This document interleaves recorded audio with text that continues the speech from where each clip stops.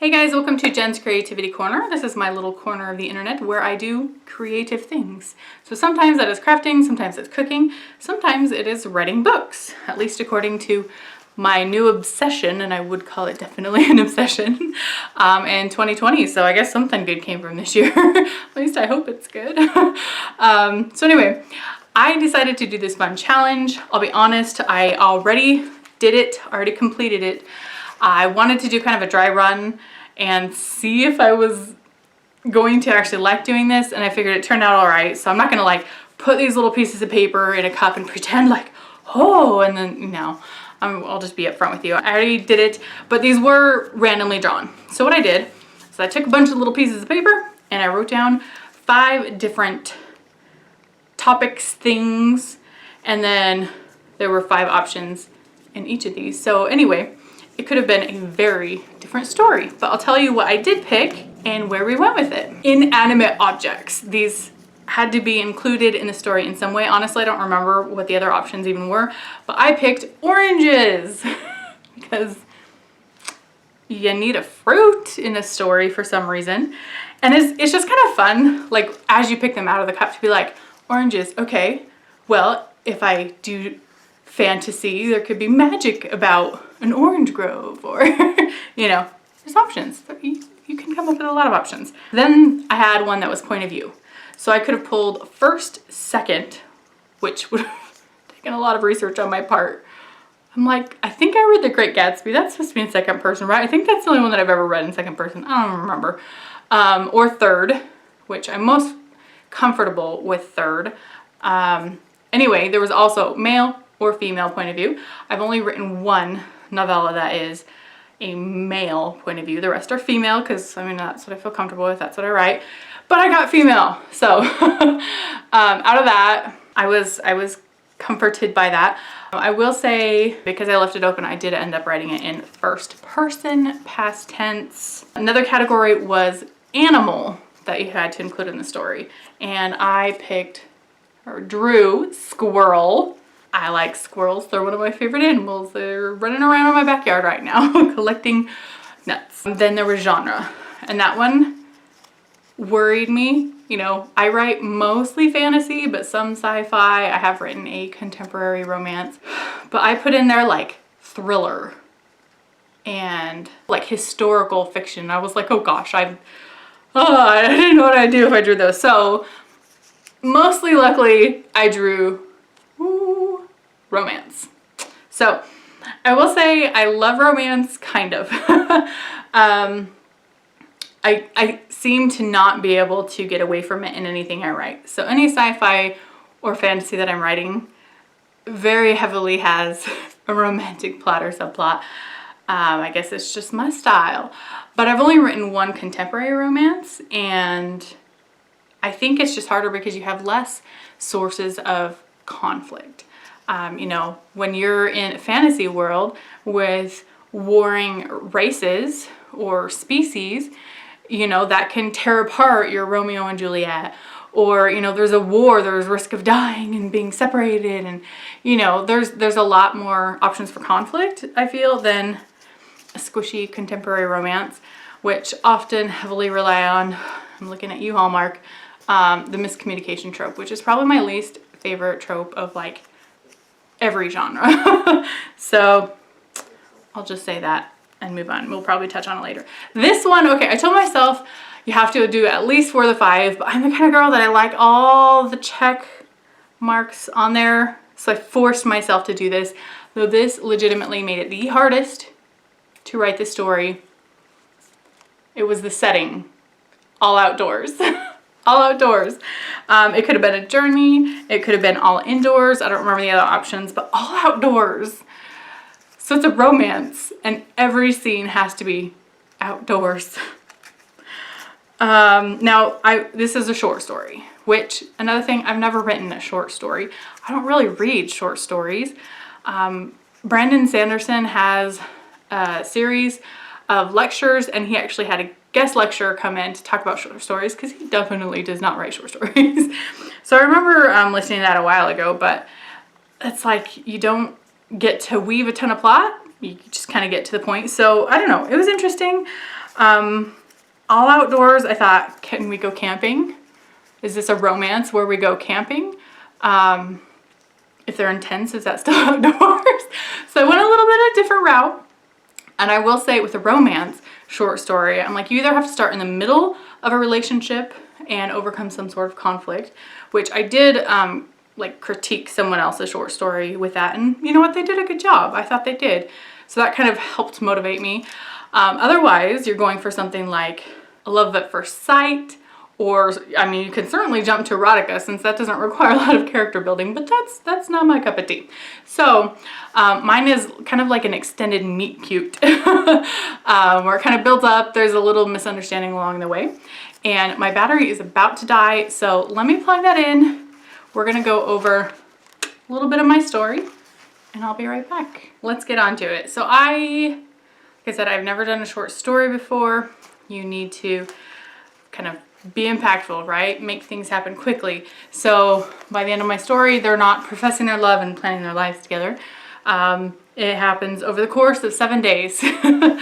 No, only 6 days. So I mapped out here where we are having different instances where our main character and her love interest meet, how they meet. I decided with all of the restrictions here that we were going to go for a woman's story. She's in her like late 20s, early 30s. And of course you have to still understand the motivations. You don't have to go deep into characters if, I don't know, at least not for this kind of exercise, if it's just gonna be a short story. It's just, you know, cute and fluffy.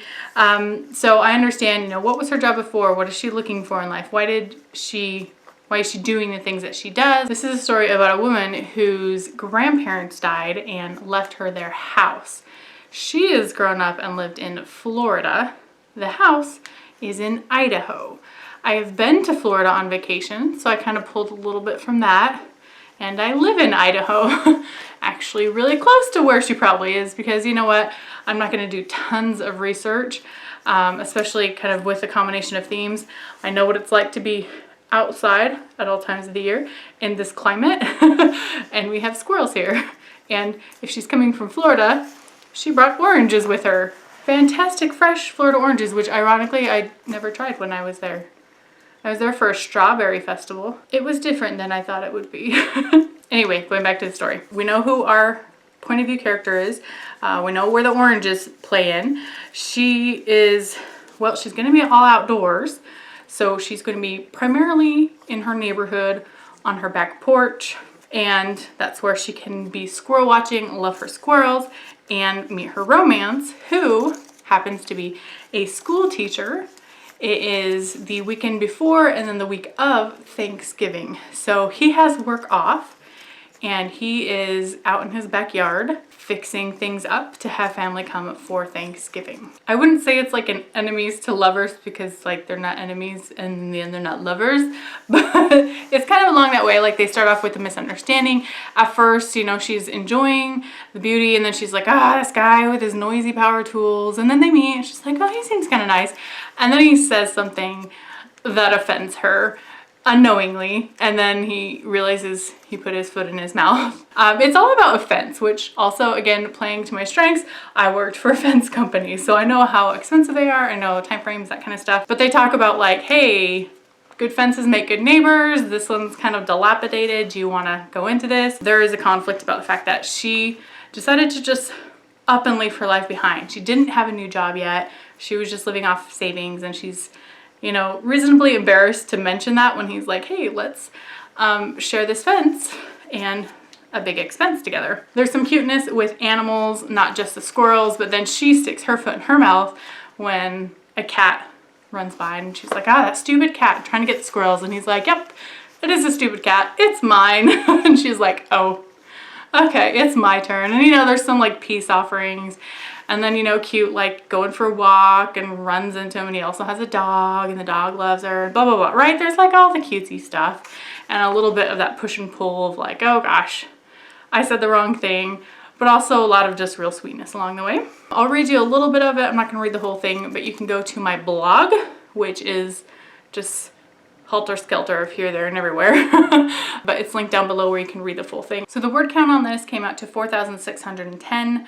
When I did a search, they say like short stories are from like 5 to 10,000 or or 2 to 9,000, or I don't know. So it's not the shortest short story, but it is a short story. And I wrote it in a day and a half, I think in like 3 different settings, because I got disrupted and tired.